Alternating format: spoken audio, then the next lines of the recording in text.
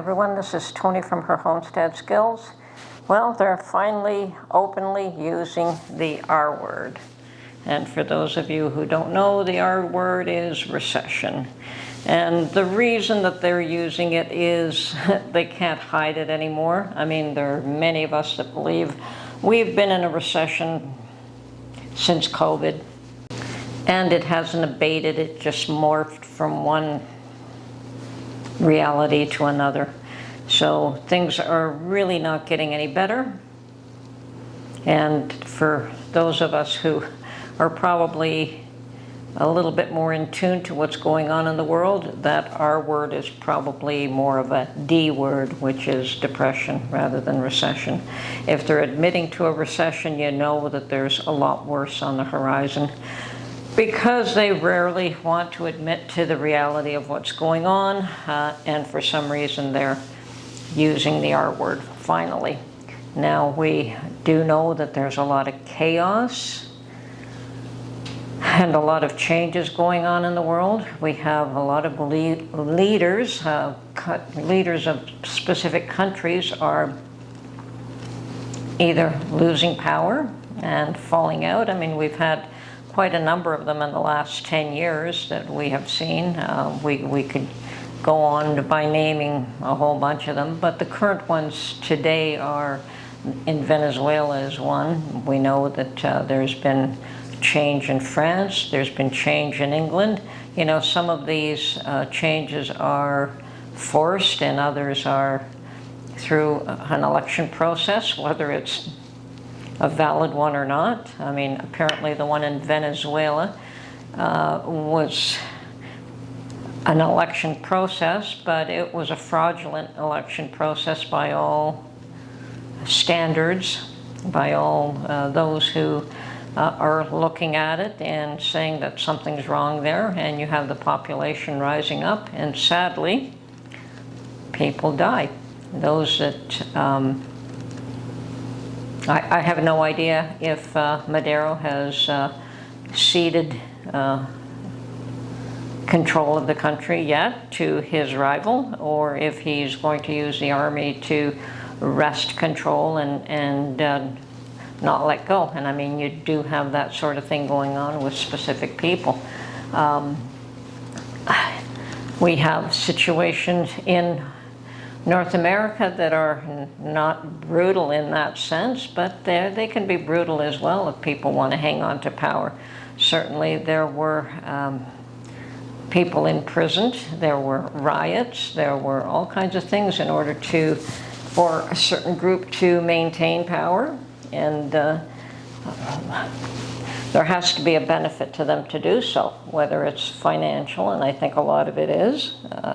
Certainly, you don't see very many people in power today that are poor. There's definitely a financial gain for them to be in those positions and to want to retain them. And, you know, power is one of those things that people don't like to let go of, but they eventually fall, and we're going to see a lot more of that when these brutal regimes start to lose the people at the top. That's when it's going to get weird. Weird, there's that word. Yes, when you see Kim Jong-un or the Chinese, what's his name? Xi? I don't know how to pronounce his name. Or Putin or the Ayatollah, when you start to see those people lose power and position, then, and it will happen, you know, nobody stays in power forever. The world will change in a drastic way. So, question is, how many of us are ready for big changes, because big changes are coming. We have serious economic woes around the world, and that's not getting any better. It's getting worse. There is the talk in North America regarding a recession, and it's in Canada as well. I mean, Canada dropped their interest rates in June and in July by a quarter point each month because they want to stem the growing fears of a recession, but they probably held off too late as well. So, and there's a lot of talk now that in the US, they waited too long to correct the interest rate issue there as well. And more likely than not, both Canada and the US will see an interest rate drop in September, for sure, for sure. Definitely in the US, and I see another one coming in Canada. So reacting and not really, they don't know what they're doing. And they react to situations rather than being proactive and making sure that they are making the right decisions to keep everything on an even keel. And we have talk about World War III and its possibility. Now, as I said, I do see a lot of change in more countries' leadership than just what we can see on the horizon. We know that in North America, certainly there is an election going to happen by November, and a new leader will be chosen, and that could determine which way the country is going to go. A year after that, we have the same situation in Canada. Once again, they could portend major changes in North America as a whole. I don't know about Mexico. Haven't really heard too much about that, but we know Venezuela's in big trouble.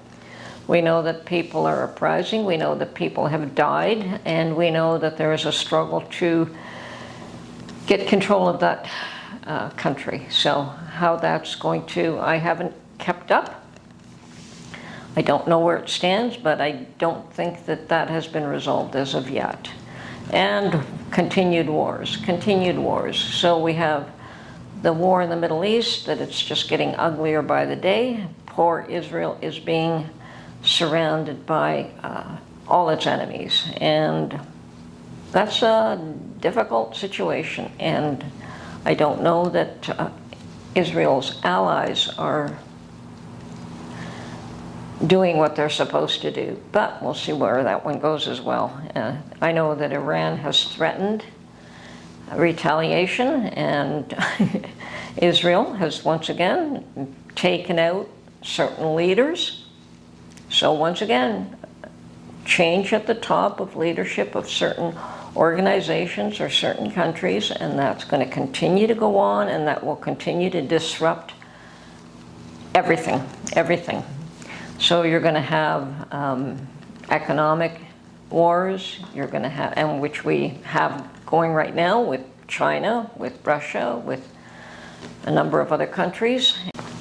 And then, of course, the issue is, where do you stand? Are you ready? Are you ready for changes? Are you ready? Are you prepared for upheaval?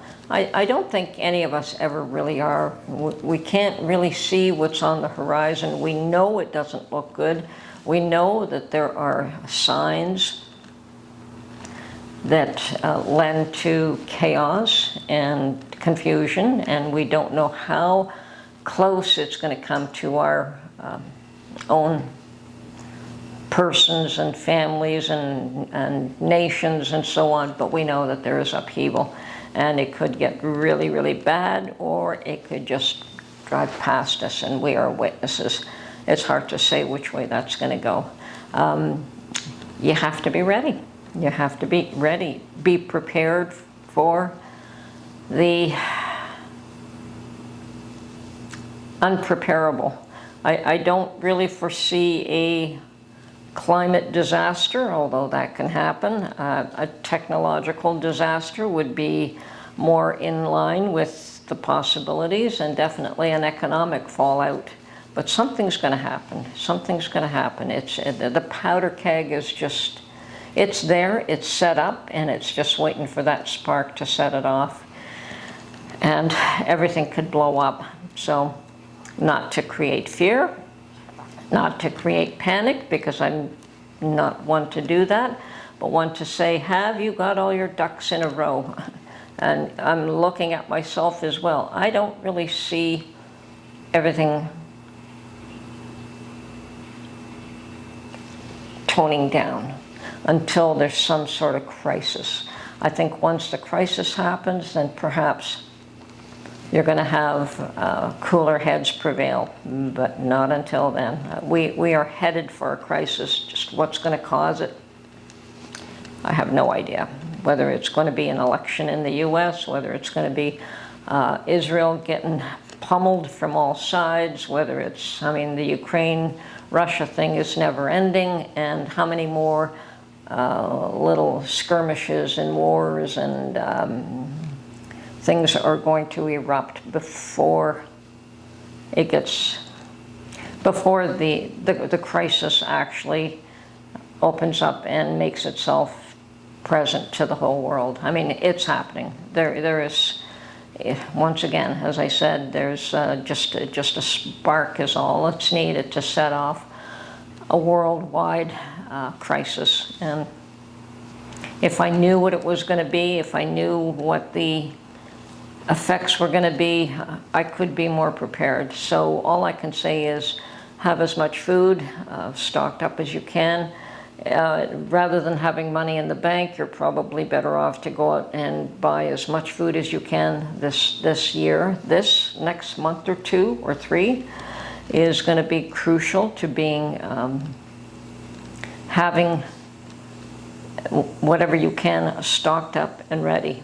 Whether it's medicine, whether it's food, whether it's water, whether it's protection, you need to look at your own specific case and see what's required and what's necessary. You know, I don't talk to your local farmers, see what they have available. You know, there are things that we can do and there are things that we cannot do. Perhaps talking to your neighbors and forming alliances that you can help each other out, where one has one resource and another one has a different resource. I don't know. I know that we have to be prepared for just about anything, and it could get really ugly. So,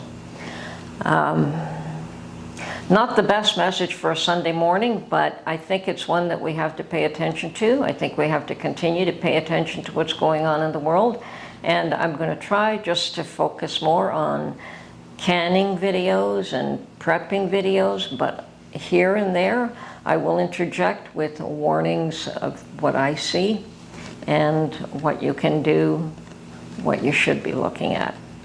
Anyway, this is Tony from Her Homestead Skills. We'll talk to you real soon, and take care of yourself, folks. Be safe.